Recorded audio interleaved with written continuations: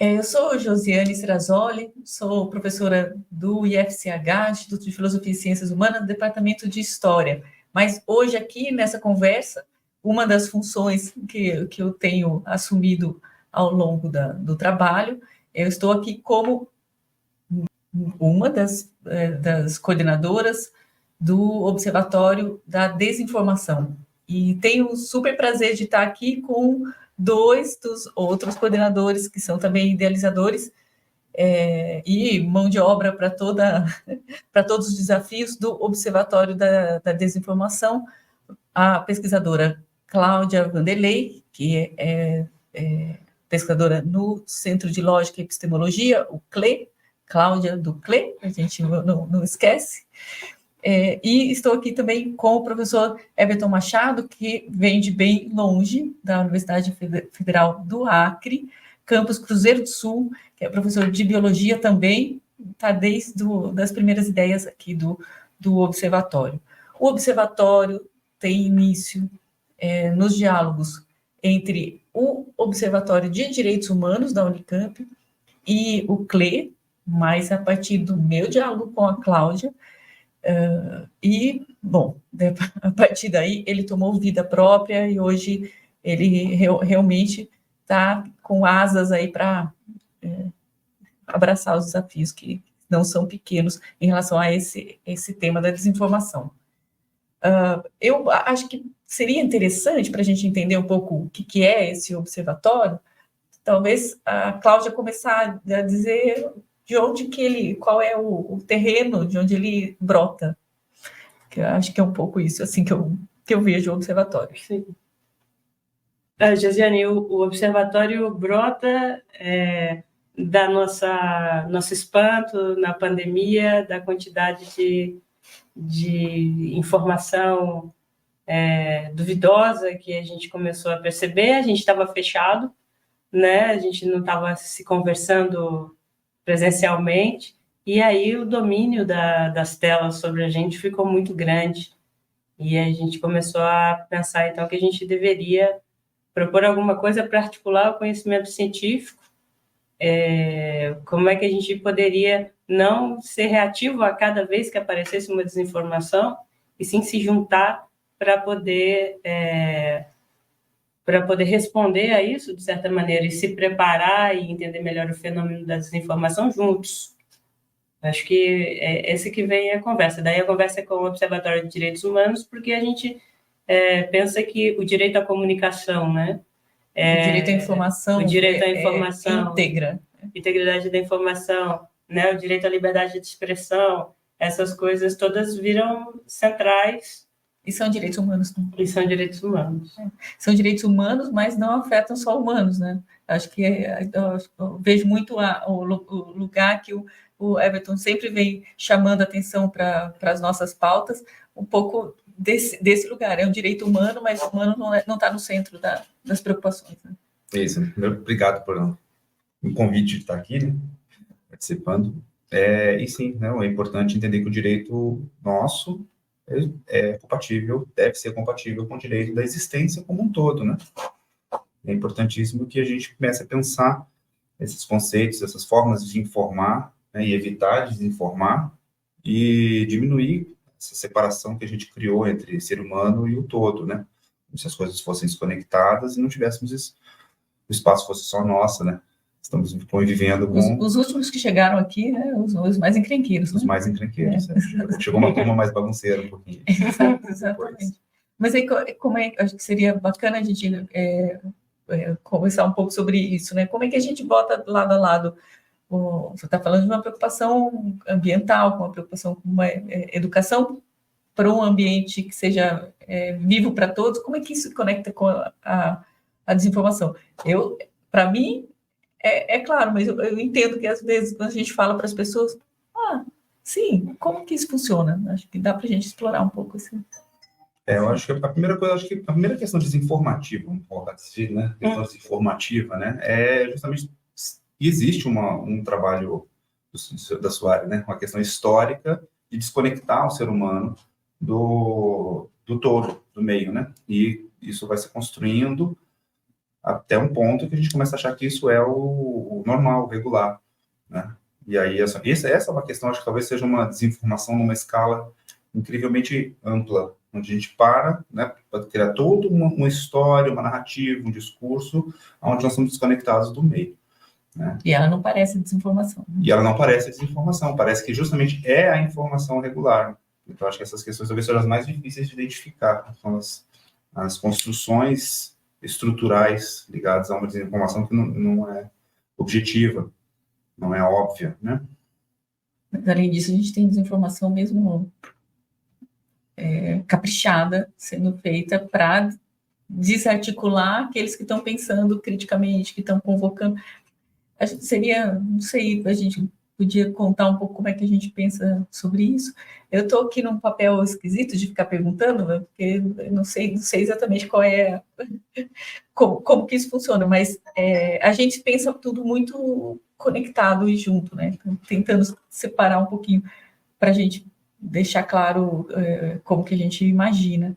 A desinformação pode ser uma narrativa que vai se repetindo, como essa, mas ela também é uma falsificação feita com propósito, feita coordenadamente, né, que tem um efeito, e acho que uma coisa que a gente tem discutido, e talvez seja importante colocar, é que esse funcionamento cada vez mais intenso da falsificação, ele convoca a universidade, convoca aqueles que produzem conhecimento a fazer alguma coisa. Né? O que, por exemplo?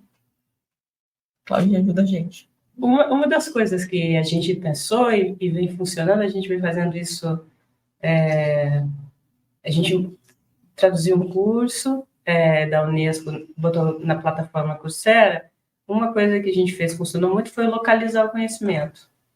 Então, porque os nichos de desinformação, eles não são genéricos, eles vêm por grupos, comunidades, valores, né? Valores e conjuntura daquele lugar. Então, não é a mesma coisa, né? A desinformação que vem para a nossa região aqui não é a mesma que vai para o Everton lá no Acre, né? Então, uma das coisas que a gente fez foi conversar com diferentes nichos, né? O pessoal do hip hop de São Paulo, a gente foi para a floresta conversar com o pajé, com o cacique, para perguntar como é que ele via a questão da chegada da desinformação. A gente foi para terreiro conversar com o mãe de santo, perguntando como é que o axé, né, vê resolve isso com seus filhos, avisa, né, para as pessoas não entrarem em cilada, porque às vezes a desinformação é uma questão sobre a nossa vida, né, comunitária, mas às vezes também você pode pensar que é um golpe, né? Eu recebi um golpe, a pessoa me pediu para colocar dinheiro na conta dela, fingindo que era outra pessoa. Também a questão do letramento midiático, ela percorre tudo isso, né? Uma propaganda que chega enganosa para alguma coisa. Então, a primeira questão é, tipo, o que está te incomodando na sua comunidade? Né? E eu acho que isso, para nós, é um diferencial do tipo de utilização do material da Unesco. A gente está fazendo as coisas conversando com os grupos. E depois chamamos os conversando professores... e situando, né? Situando localmente. Situando localmente, a gente chama localização do conhecimento. E aí a outra é chamar os professores, nossos colegas, para falar sobre conjuntura, que é uma proposta do professor Michel Dabran, porque a gente acha que quando a gente discute junto a conjuntura sobre uma questão que está sendo falseada, né, distorcida, né, a gente dá subsídios para as pessoas pensarem, né, construírem aí junto com a gente um bom senso sobre a coisa. Agora entrou uma palavra nova aí que a gente não tinha colocado na roda ainda, que é letramento midiático. Acho que a gente vai ter que explicar um pouco como é que a gente entende essa coisa, que ela é estratégica. Eu, às vezes, tenho problema com letramento midiático. Eu tenho a impressão que ele fala que as pessoas não têm nenhuma iniciação, como se fossem alfabetizadas desde o início. Né? Educação midiática me parece mais alcança mais aquilo que acontece. Porque letrado em mídia, a gente encontra todo mundo é senhor do seu né? Não vamos mencionar o nome das empresas que fazem redes sociais, que elas não pagam nada para a gente, muito pelo contrário, mas todo mundo tem ali, né, o seu entorno, com quem se comunica, que difunde informação, etc. Não precisa ser educado para isso. Sabe clicar, sabe compartilhar, sabe. Então, a iniciação, a alfabetização está dada. Sim. Meio distorcida, mistura os alfabetos, e não sei, não tem uma direção, uma ética muito clara, talvez não tenha nem muito objetivo claro para quem está usando. Mas a educação midiática hoje, acho que ela é absolutamente estratégica, não tem como a gente fugir dela, né? Tem que lidar com ela. Aí, talvez explicar um pouco como é que a gente entende isso. Quem quiser. O nome em inglês é Media and Information Literacy, e aí a gente fica correndo atrás do rabo, falando como é que a gente traduz isso de uma maneira... Mas é uma discussão sobre cidadania no final, né? Se você, ao fim e ao cabo, a gente está falando de uma cidadania que a gente precisa atualizar para os meios digitais, né? E aqui na universidade a gente tem muito essa coisa das áreas de conhecimento que tem a ver, né? O que é letramento? Aí vai pegar todo mundo que fala letramento e vamos botar... e talvez a gente vai ter uma discussão com eles se está adequado, se não está, ou pega o pessoal da faculdade de educação, né, porque está chamando de educação midiática, mas a gente pode chamar também de cidadania digital, por exemplo, né? Cidadania em relação às informações que circulam em larga escala e o que a gente faz com isso. Eu acho que a gente tem que fazer... a ideia é a gente ter uma postura um pouco mais crítica em relação a esses aparelhos, vamos dizer assim, ao trânsito de informações que a gente tem acesso agora, que é uma coisa que a gente não tinha antes, então a gente tem que constituir essa cultura entre nós, né? E essa cultura, ela vem a partir dos problemas que surgem, né? Não pode importar uma coisa da Suécia, importar uma versão como os americanos estão fazendo. Sim, os problemas estão fazendo para eles, né? Estão fazendo para eles, porque os problemas deles são esses. Exato. Tem outras referências, e a gente não tem... Não vai considerar as nossas. As nossas vão parecer sempre marginais se a gente partir deles. E não resolve, né? Não resolve. E não vai resolver. A gente tem que achar soluções por aqui. Por isso eu acho que é bom a gente estar trabalhando entre áreas também, porque todas as questões de informação, elas afetam todo mundo, né?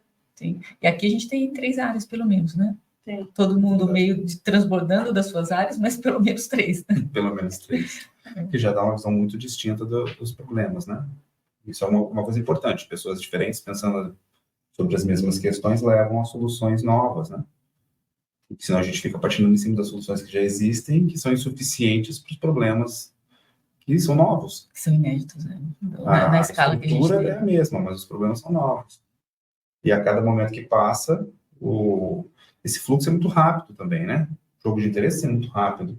Vai fluindo de acordo com o que interessa a determinado conjunto de poderes, né? De afetar. Uhum. E aí a desinformação vai acompanhando esse fluxo e ter pessoas limitadas a uma única área não conseguem permear por todos os possíveis problemas criados, né? Se a gente aprofundar bastante a educação midiática, a gente vai um pouquinho desmontar as caixinhas das nossas áreas, né? Eu sinto isso fortemente. Então, todas as iniciativas que eu acabo, mesmo quando ainda era lá no Observatório dos Direitos Humanos, eu estou sempre fugindo da caixinha, porque elas não são exatamente isso que Everton está dizendo, elas não são suficientes. As nossas caixinhas são muito limitantes. Então, fora da caixinha. Então, fora da caixinha quer dizer também que a gente precisa de colaboração de muita gente para tocar o observatório. Está crescendo, está nascendo, está fazendo... Não vou falar de patas de aranha, não, porque vai entrar no assunto delicado, mas ele vai se ramificando, vai indo para outras direções, e eu não sei muito para onde vai. Alguém que sabe a direção para nós? Eu acho que ele vai para onde tiver desinformação. Então vai longe. Eu acho que vai. Eu acho que sim. Porque se a gente predeterminar um caminho para ele, ele não acompanha esse fluxo de problemas que são dinamizados o tempo todo. É fato. É fato. Mas eu não sei, eu fico um pouco sempre preocupada, tá bom? Qual o novo desafio que a gente é capaz, tem fôlego para alcançar, né? Então, eu acho que um pouco contar, toda vez que eu estou contando sobre o observatório, eu tento dizer de um jeito que quem está escutando possa se sentir parte, que não tem, isso aqui não tem dono, isso aqui tem responsáveis, sem dúvida. Eu não tiro a nossa responsabilidade da iniciativa, mas é um lugar aberto, né, que as pessoas possam se sentir também das suas caixinhas, convidadas a pular para esse lugar sem caixa. Né? Eu acho que isso é interessante. Eu enxergo o observatório como um agregador, muito mais do que qualquer outro tipo de iniciativa, porque ele não vai se tornar exatamente um lugar de consulta, de verificação, não é um lugar de verificação rápida, né? Tem outras agências trabalhando muito bem nesse sentido, né? Eu acho que o observatório, eu acho que o nome do observatório tem a ver com isso, né? Olhar o que está acontecendo, olhar quem está fazendo, né? Tentar fazer um rastreamento e talvez um ponto de encontro, né? Acho que o observatório pode caminhar, né? Vamos se tornar um ponto de encontro, onde diferentes pessoas com diferentes iniciativas podem se encontrar para poder olhar para outras questões, olhar para outras soluções, né? Uma espécie de hub, uma espécie de, não gosto muito de anglicizar, né? Uma espécie de praça de encontro. Com melhor. Praça de encontro. Uma arena. Uma arena. Mas a arena também o pessoal usa para futebol, né? Então, mas futebol as pessoas se encontram também, não é uma coisa ruim. Mais ou menos. Começa xingando o juiz. Todo mundo encontra um ponto comum. A gente também xinga o juiz. De fato. Todo carinho com os juízes. Claro. A gente só alerta o juiz que tem gente vigiando. Alerta é bom, é um alerta. E aqui também eu acho que a gente faz isso, gente. Não está dando certo por aí, né? Não tá caminhando. Assim, acho que a gente falou da educação midiática, né? Tem o desafio de também não permanecer só dentro da universidade, falando com a universidade, né? Acho que essa é uma questão, estratégico, definidor do caminho do observatório. Ele pode ser esse lugar lugar de encontro, pode ser um lugar de chamar a atenção para como o ecossistema da desinformação está funcionando, né? E poder ajudar as pessoas a se situarem, mas ele também não está só dentro da universidade, como eu às vezes tenho um pouco de medo do lugar, o observador, ele está ali, né, com o periscópio, está olhando, observando, está certo, está errado, aqui vai, não, ele está junto, né, e aí ele se abre também para fora da universidade. É um projeto de extensão nesse sentido, que escuta e também busca dialogar.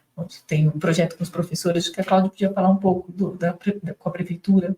A gente fez um curso com os professores da rede pública municipal de Campinas. A gente agora estamos pensando em articular com jornalistas também, né? E estamos conversando, qualificando a conversa com os pesquisadores que já publicaram sobre desinformação. Então, são redes de interesse em diferentes camadas, né? Que a gente está buscando ver como é que a gente pode conduzir uma conversa para que as pessoas estejam atentas ao que está acontecendo. Que essa é a nossa preocupação, né? Não ficar só reativo à última desinformação e todo mundo reinventando a roda, todo mundo querendo responder e a gente perde energia, né? Nós somos muito poucos. E aí talvez se a gente consiga vamos dizer, articular de uma maneira que a gente sabe, né? Quem já está trabalhando com o tema, a gente pode distribuir melhor essa discussão e o entendimento do que está acontecendo. Então, acho que a gente tem também a ideia de fazer como se fosse uma Olimpíada, né? Olimpíadas de educação midiática, daí o nome ficou assim, Mas E a gente começou com a Olimpíada da Desinformação, né? O nome que a gente começou a imaginar, e era meio contraproducente, porque a gente vai premiar aquele que desinformava mais. Acabou ficando da educação midiática nacional, né? Vai ser a próxima etapa dos trabalhos do Observatório, vai ser colocar para rodar essa Olimpíada. Desafio pequeno. Que tem, inclusive, uma coisa muito interessante, né? Porque na desinformação, você não pode ganhar do fulano, porque o interessante é que a gente se ajude, né? A perceber que isso aqui, meu irmão, é uma roubada. Então, não é uma competição no sentido de que eu sou melhor que você. É outra natureza de atividade. Que tem muito a ver com como as coisas funcionam na natureza, né? A natureza não compete. Mais ou menos. Muito bom.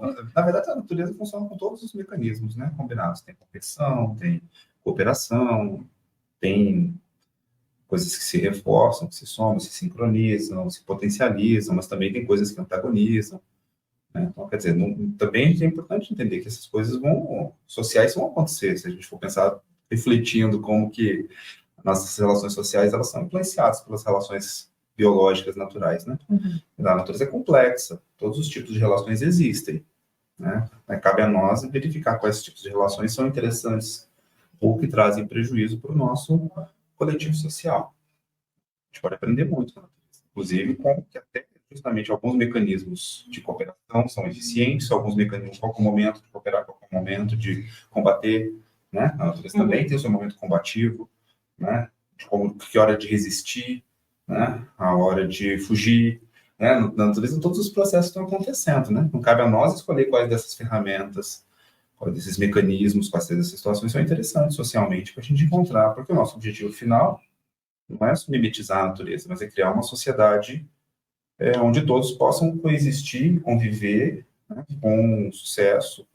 Se realizar plenamente. Se realizar plenamente. Acho que é ótimo, esse é o termo que eu estava procurando. Porque acho que existir, tem subsistências por aí também, né, que é praticamente só uma subsistência, só se mantém vivo. Não é assim que a gente gostaria de ver, né, todo mundo plenamente capaz e com viabilidade para se colocar inteiramente.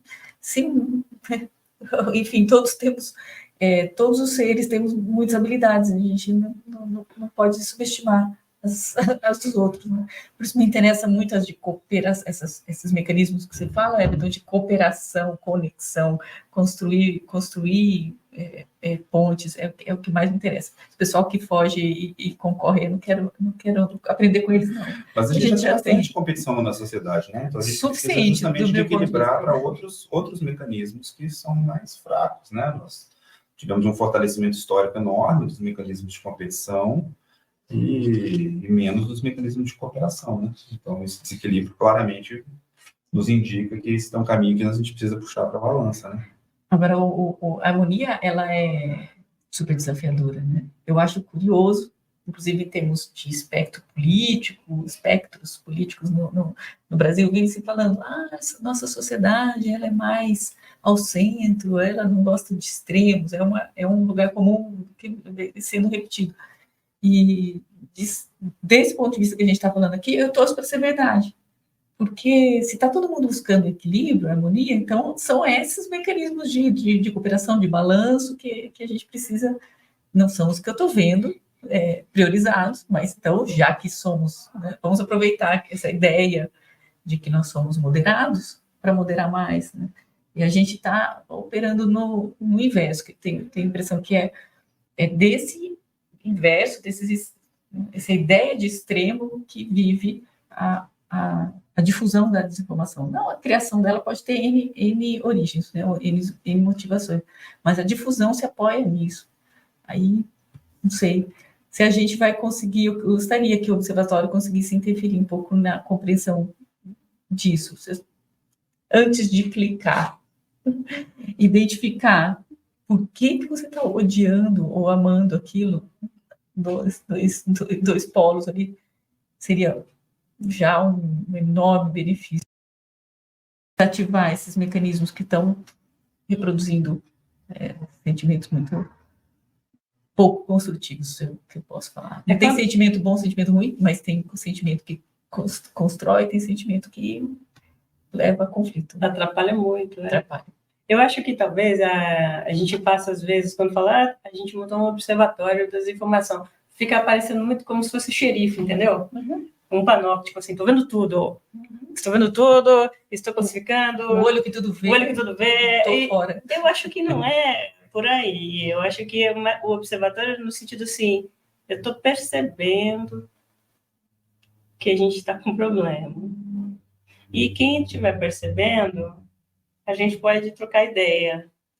E aí tem essa questão muito mesmo dos sentimentos que a desinformação promove, né?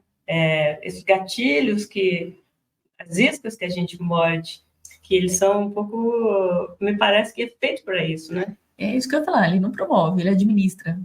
Então olha aí. É a gestão desses sentimentos. E aí, isso não é novidade.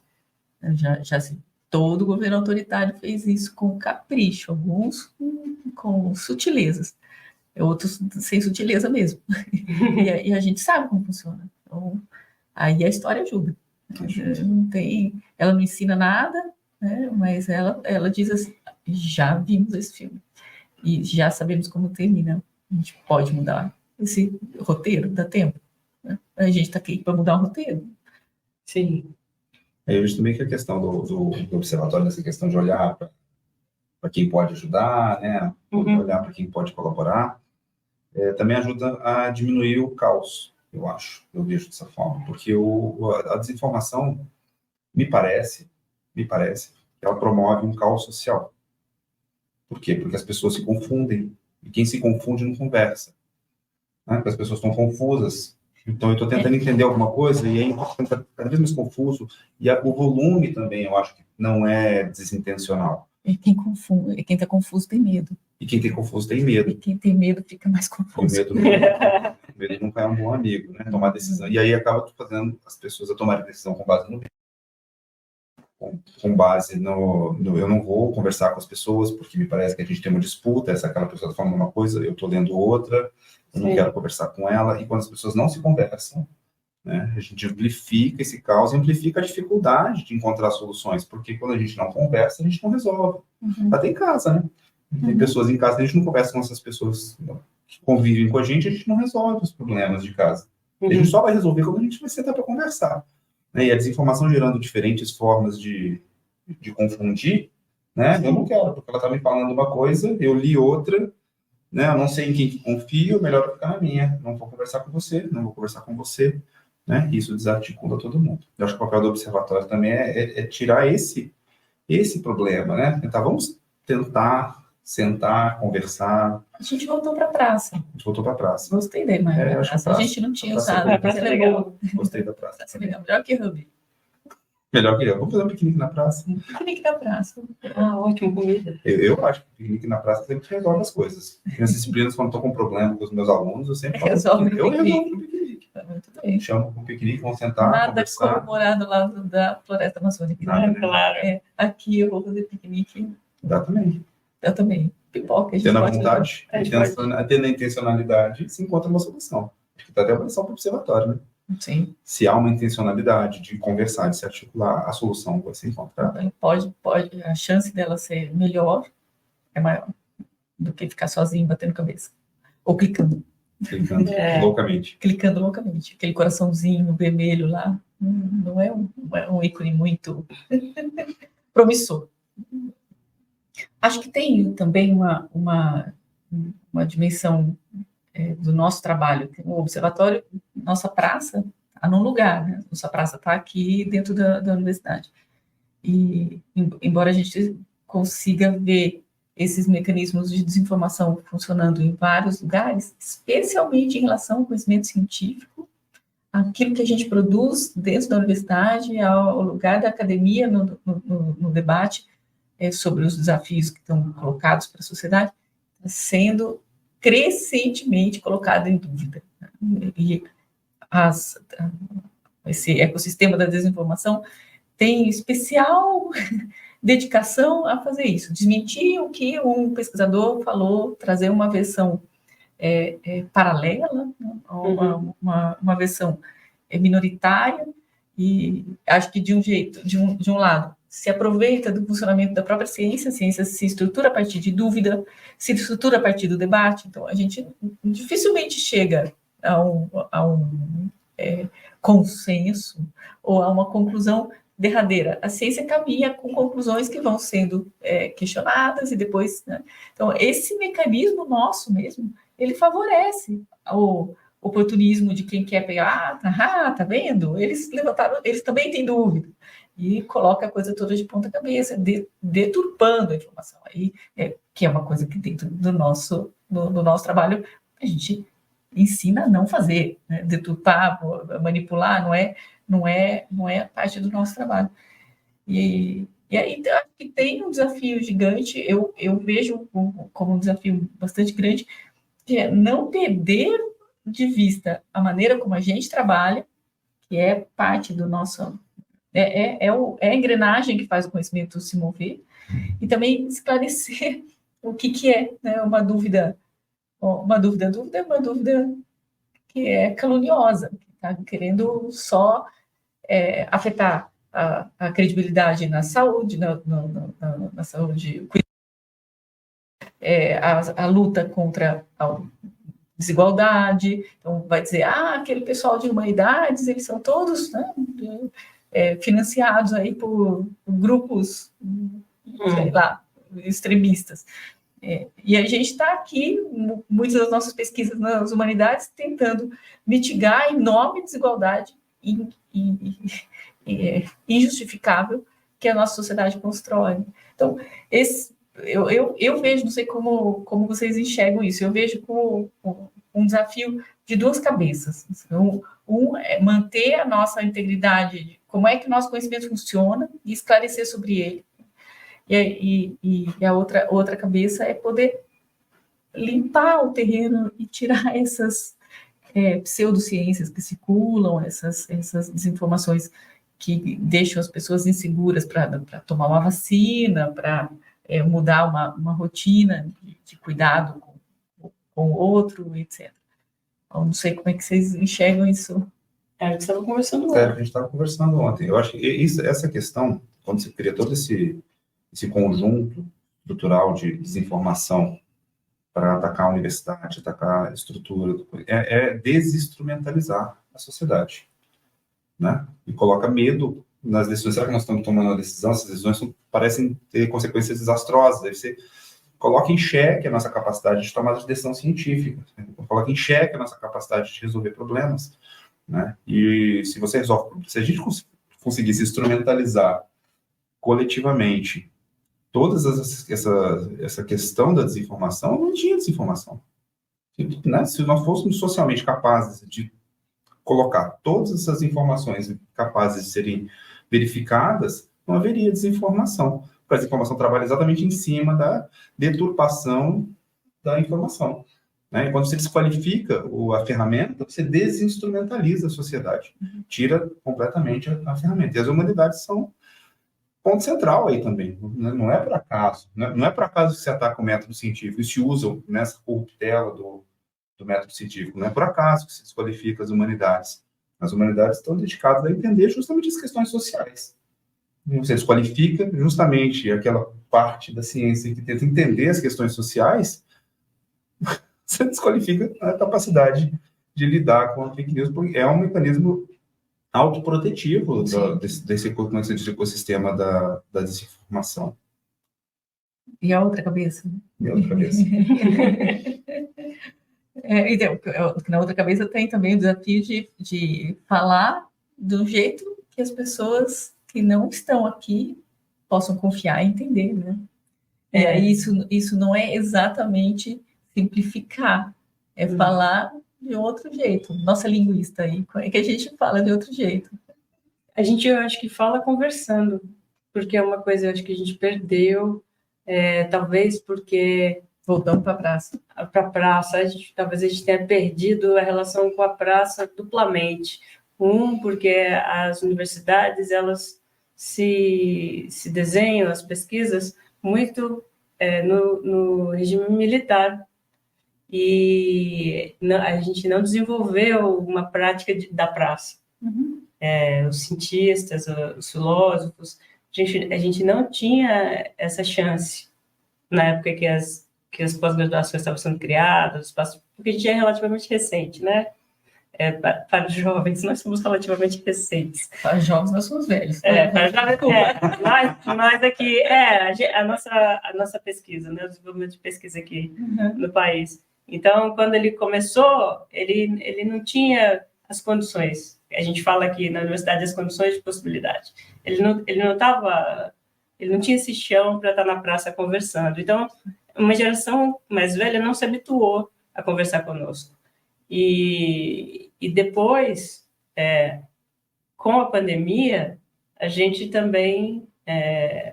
e a pandemia teve, ao mesmo tempo, né, essa disputa, né, das pseudociências e essa campanha forte contra a produção científica e quem trabalha com isso, né? Eu acho que também é um segundo corte da construção desse diálogo na praça, né? Então, espero que a gente abra um clarão aí para conversar e tenha condições de desenvolver entre nós mesmos, né? Entre nós mesmos e também com quem estiver disposto a pensar isso junto. Vamos para a praça. Vamos para a praça. Não sei se a gente faz uma rodada aqui que eu queria dizer que não foi ainda pautado aqui. Talvez de importante pensar o que... Eu não trouxe muita dimensão das emoções, do sentimento, que a gente tem falado muito sobre ela, não sei.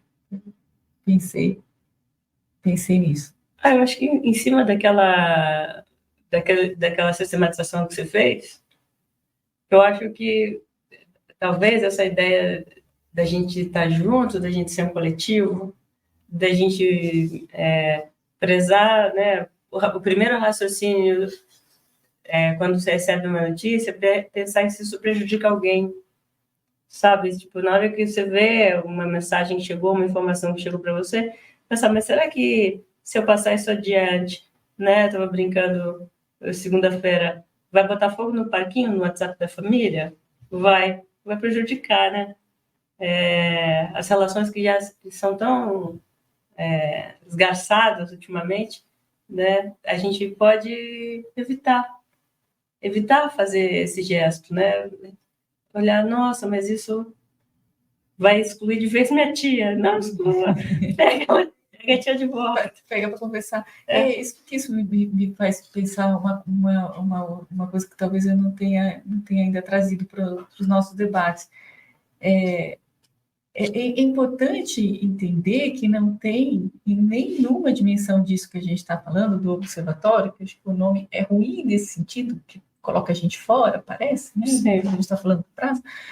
Não há nunca a ideia de que tem eles e nós, um lado eles errados, nós certos, né? Então, quando você não bota fogo no parquinho, no grupo da família, é um pouco assumindo esse lugar mais humilde de olhar para... Eu também posso ter dito alguma coisa que era parcialmente verdadeira, ou que era uma desinformação, e que na reação, na pressa, eu joguei adiante. Então, não dá para a gente sair julgando, a gente também faz, né? Claro. As teorias da conspiração, que são um grande terreno para alimentar desinformações que circulam, elas... quem nunca flertou com uma teoria conspiratória? Tá? Não vamos mencionar nenhuma para não dar visibilidade para elas, mas eu consegui, em 2 segundos, pensar em 5, que eu já falei, será? Então, acho que um pouco de humildade, de olhar para isso e entender que a gente vai precisar ser muito, muito mais cidadão do que a gente foi até hoje. Uma palavrinha que anda fora de moda, cidadania. Quando eu me formei professora, isso estava em pauta todo dia. Qual é o objetivo dessa aula? A aula era sobre Pedro Álvares Cabral, mas o objetivo era formar cidadãos. Eu nunca entendi como é que o Pedro Álvares Cabral ia contribuir para isso. Demorei para entender como é que ele podia. Era as avessas. Né? Eu tentava ver o Pedro ensinando. Porque o Pedro vai ensinar, ele humilhou todo mundo. Então, humilhar não vai resolver. Ninguém gosta de estar errado, né? Acho que tem essa questão, acho que é muito importante. Ninguém gosta de estar errado. A gente não gosta, quem está errado também não. E aí, às vezes, a gente é o errado. Né? Então, trabalhar com isso nos coloca no terreno para andar devagar, né? Mas com muita, muita, muita atenção. Aí eu já gosto da ideia de observação. Antes de intervir, observe. Pare, olhe, escute. Né? Escute é bom. Esse aí, pare, olhe, escute, eu gosto. A gente podia usar. A gente podia... E eu acho que muitas vezes essa questão que você colocou, justamente do pare, olhe, escute, porque talvez acho que a primeira lição da educação midiática, talvez, se pensar, seja entender que o objetivo de muitas dessas notícias falsas, desinformativas e tudo, é criar confusão. Talvez às vezes a pessoa fica tentando entender onde o conteúdo daquela notícia está querendo chegar, você não quer chegar em lugar nenhum. É pura e simplesmente para eu mandar no grupo, você achar aquilo esquisito, começar a me questionar, e a gente começa a debater, e um debate que não é um debate qualificado.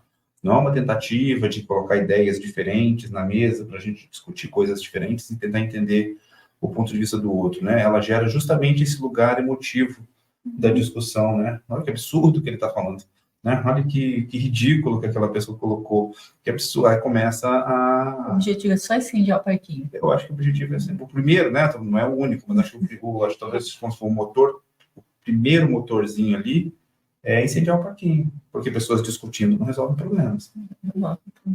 Discutindo no sentido de em conflito, né? Super concordo. E quem não quer incendiar o parquinho e quer participar com a gente, acha a gente aonde? Cláudia, nossas relações públicas. A gente montou um site, a gente tem um e-mail de contato, tem lá um formulário, você explica se você quer saber o que a gente está fazendo, você quer juntar forças com a gente, você quer que a gente junte com você e faça uma formação, alguma questão que está te incomodando sua comunidade, seu bairro.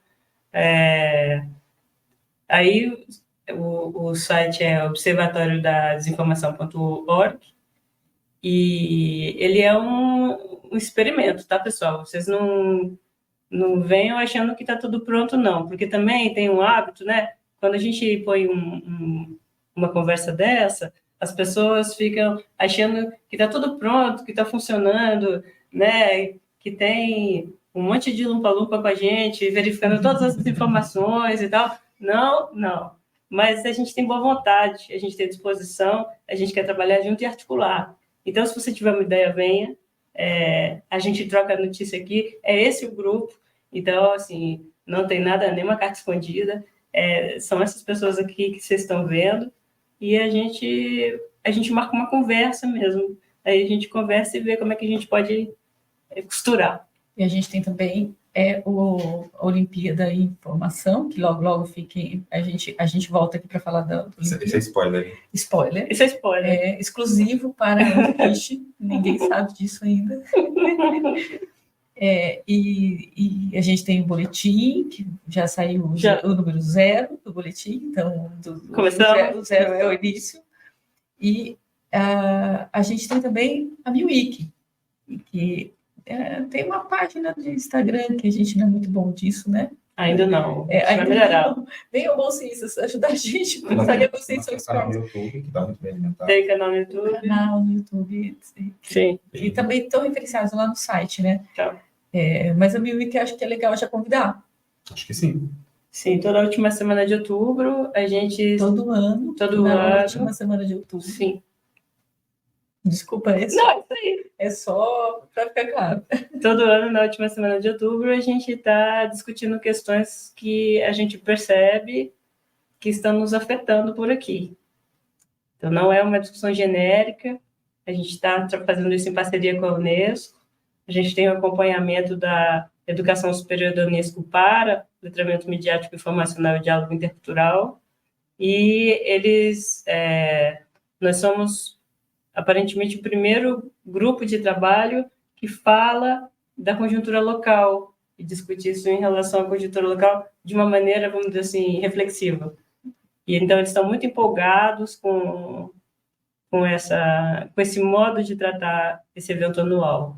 E a gente tem feito online porque a gente consegue colocar outras vozes para estar falando que a gente não conseguiria viabilizar a presença aqui, como os Paité, né, e etc. Exatamente. E os meu bingo creme. Milweek não é milkshake, então o que é mil? Mil é a semana... Mas lembrar de milkshake, lembrar da Milweek também, Também. Outubro já está quente de novo, se é que vai esfriar algum dia. A semana do mil. Aí a semana do Media and Information Literacy, que a gente está traduzindo aí de forma aberta, educação midiática. Sem tanto apego ao conceito, né? Sem tanto apego não é ao conceito, né? Nesse caso. É uma articulação, não é um objeto que a gente está desenvolvendo o conceito. É uma articulação. Então, era todo outubro, fiquem de olho que vai estar aparecendo aí. E alguns vão estar recebendo convite para vir participar, né? E todo mundo para participar falando, né? Tá propondo, e todo mundo vai estar convidado aí a acompanhar os debates e se envolver com ele. Além de todas essas possibilidades de articulação que a gente colocou aqui, nós estamos hoje, na última semana de junho de 2024, eu sei lá quando você está vendo isso aí do outro lado da tela, então aqui é a última semana de junho de 2024, e a gente acaba de ter a primeira experiência dessa praça, como a gente chamou aqui, com um grupo de jornalistas profissionais. A gente fez uma parceria com o grupo EP, que é aqui da região de Campinas, com abrangência para Ribeirão Preto, região de Ribeirão Preto, São Carlos, sul de Minas, pega lá, segundo eles dizem, 300 cidades, né? Acho que, como estamos falando de um tema de interesse amplo, vale muito a pena que ele também ganhe essa amplitude. E a gente fez essa parceria para discutir desinformação, um funcionamento da desinformação que é a fake news, e pensando isso em relação às eleições, né? Foi uma experiência que eu avalio como de muito aprendizado, né? Um trabalho sempre pensado coletivamente. Todas as reuniões que a gente teve de organização tinha muita gente, sempre com a participação proativa mesmo de todos. Acho que foi uma experiência muito interessante de praça, né, na minha maneira de ver, e que a gente espera que continue repercutindo. Teve repercussão essa semana, a gente espera que continue, e que a gente possa também dar esses passos com parcerias que não são normalmente procuradas pela universidade. E tem diálogo diferente, né? Tem um perfil, tratamento da informação diferente, não é exatamente o que a gente faz com ciência, mas na minha avaliação foi uma parceria até aqui muito positiva. Não sei como é que vocês sentiram além da dificuldade de falar com as câmeras, mas aí parece que agora a gente vai ter que enfrentar isso. A gente vai acostumar com elas? Não sei, diga por vocês. Eu acho que a experiência é muito interessante. Acho que justamente é o que a gente pretende no Observatório, né? Conversar com grupos diferentes de pessoas que pensam, trabalham de uma forma diferente, e isso vai... E tem a mesma preocupação. Tem a mesma preocupação, né? E isso vai gerar essas soluções, como foi esse encontro, né? Uma forma diferente de conversar, nos desafia a pensar também de uma forma diferente. E pensar diferente gera novas soluções, né? Pensar diferente, para mim, já é a base de qualquer coisa boa. Pensar diferente. Acho que por isso que eu virei professora. E conversar com grupos que não são óbvios que a gente conversaria de uma outra situação. Eu acho que isso é a cereja do bolo. Eu fico contente porque na perspectiva da Unesco, os dois grandes grupos de profissionais que que tem, vamos dizer assim, ferramentas para lidar com desinformação em grande escala são as universidades e os jornalistas. Então, os professores, os pesquisadores e os jornalistas, quer dizer, quem está encarregado de lidar com informação no nosso tecido social.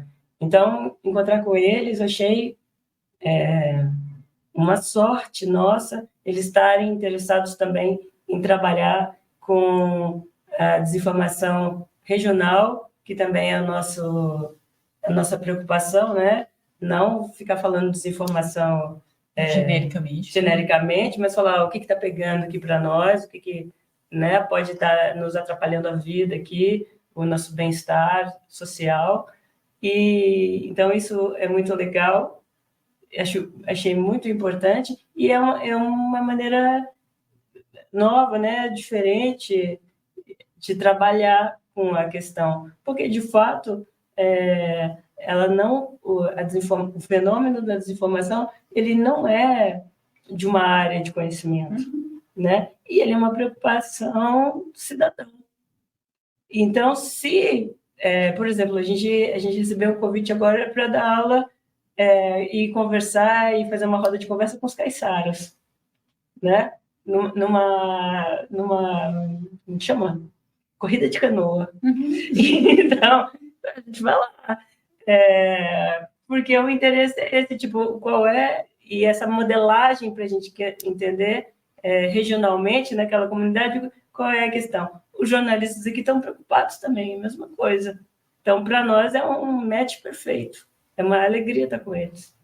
Funcionou muito bem. Funcionou. Então, acho que a gente podia ir pensando em arrematar um pouco aqui alguns recados, né? Vou pensar que, enquanto vocês pensam, eu coloco os meus recados.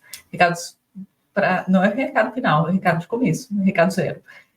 Que a gente está convidando as pessoas a participarem. Eu diria assim, não se desespere, não fique sozinho.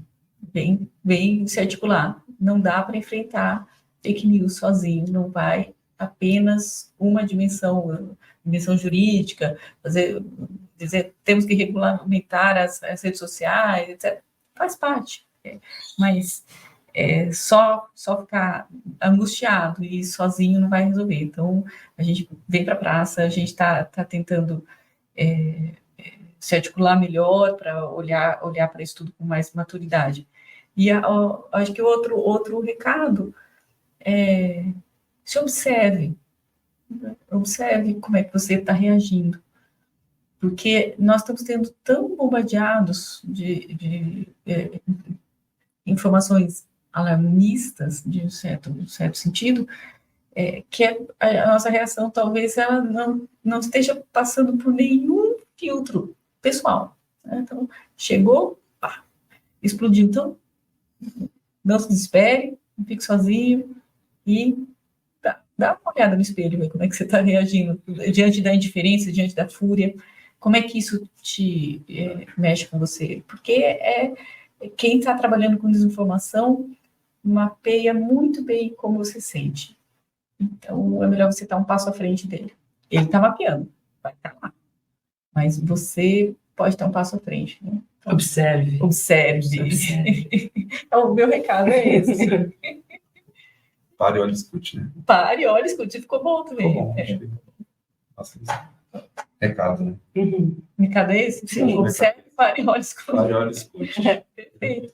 Acho que é isso. A gente super agradece ao espaço e promete trazer mais confusão aí em breve. Porque a praça é confusa. A praça é confusa. A praça Muito bem. Obrigada. Obrigado.